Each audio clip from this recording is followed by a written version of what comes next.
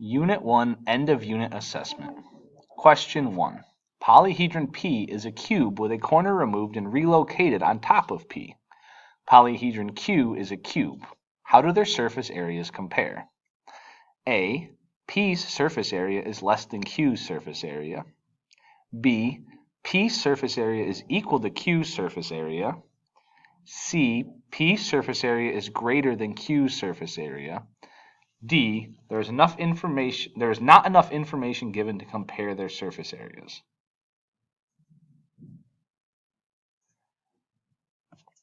Question 2. Select all the nets that can be folded and assembled into a triangular prism like this one.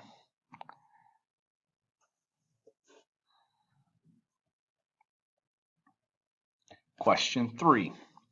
A cube has a side length of 8 inches. Select all the values that represent the cube's volume in cubic inches. A. 8 raised to the second power.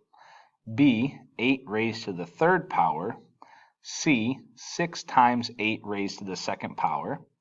D. 6 times 8. E. 8 times 8 times 8. Question 4.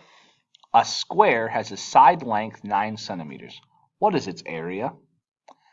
Part B. A square has an area of 9 centimeters squared. What is its side length? Question 5. For each pair of numbers, circle the number that is greater. A. 13 raised to the second power, or 15 raised to the second power. B. 7 times 6 raised to the second power, or 6 raised to the third power. C. 10 raised to the third power, or 30 raised to the second power. Question 6. A rectangular prism has dimensions of 2 centimeters by 2 centimeters by 5 centimeters. What is its surface area? Explain or show your reasoning. Question 7. Here is a net made of right triangles and rectangles. All measurements are given in centimeters. A. If the net were folded and assembled, what type of polyhedron would it make? B.